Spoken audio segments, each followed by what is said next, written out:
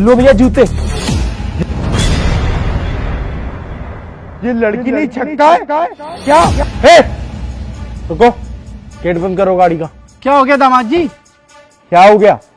मुझे ये बताओ कि तुम्हारी कौन सी रस्म थी जो 7 फेरे भी हो गए, लड़की ने खाना भी खा लिया, सब चीज हो गई, पर मैंने अभी तक लड़की का चेहरा ही नहीं देखा। ऐसी कौन सी रस्म है तुम्हारी?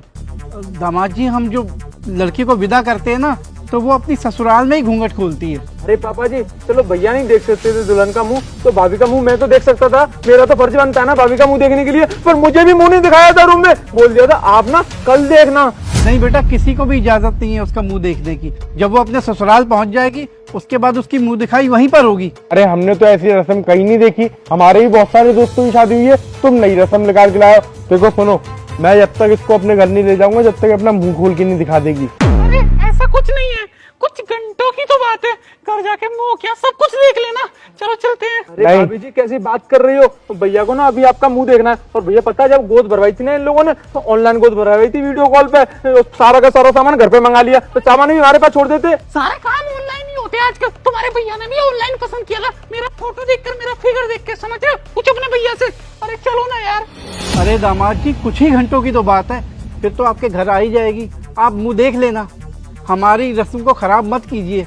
हाथ जोड़ के प्रार्थना है आपसे। अरे नहीं भैया, अगर भाभी ने मुंह नहीं दिखाया ना, तो आप ये शादी करना ही मत। पहले आप मुंह देखिए, उसके बाद में ना आप इनको घर पे लेके जाना। अरे जीजा जी, आप इतने बड़े सुहावने क्यों हो रहे हो? जीजी को घर ले जाओ, आराम से देखना। और छोटे जीजा जी, तुम तो ऐसे कूद ले कि जैसे तुम दूध नहीं पिया हो। आपको नेक मिलेगा, घर जाके गोदी में बैठना। अबे ओए, इजड़े के साथ में बैठ के कौन देगा? क्या? हाँ, ये एक हिजड़ा है, हिजड़ा। मेरे छोटे भाई ने ना मुझे सब कुछ बता दिया है। ये देखो क्या लिखा हुआ है इस पे। ये लड़की नहीं, छक्का है छक्का। और अभी रुको, अभी तुम्हारे सामने सच्चाई लाता हूं। क्या ये धोखेबाजी कर रहे हो तुम मेरे साथ? मेरी प्रॉपर्टी के लिए तुमने मेरी शादी एक हिजड़े से करा दी। अरे कोई प्रॉपर्टी का लालच नहीं है मुझे तुम्हारे पापा। फिर मेरी शादी नहीं होगी, फिर मैं ऐसे ही रह जाऊंगी। अरे मेरे भी तो कुछ अरमान है, मेरी शादी हो जाए।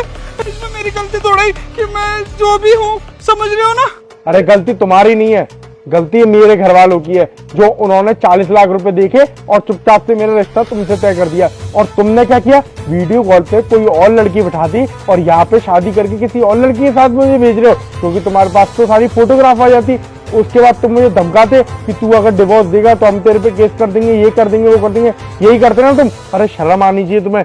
अगर तुम्हारा बच्चा ऐसा है तो तुम दूसरी जिंदगी क्यों बर्बाद कर रहे हो? दूसरे गले में क्यों डाल रहे हो उसे? अरे भैया, वो तो अच्छा हुआ था, मैंने टेंट के पीछे खड़े होकर लोगों के मुंह से सुन लिया था कि छक्के की भी शादी होने लग गई। मैं तो शॉक्ड हो गया था उनकी बात सुनकर। इसके बाद में ना फिर मैंने एक बुड्ढे को पकड़ा, और एक बुड्ढे को ना मैंने पहुआ का लालच दिया, और पहुआ के लालच से ना सारी की सारी सच्चाई बोल गया। बोल रहा था उसके बेटी कुछ नहीं है, जिससे शादी हो रही है ना तुम्हारे भाई की, वो छक्का है छक्का। हाँ भैया। अरे पापा, इसने मेरा घर बर्बाद कर दिया।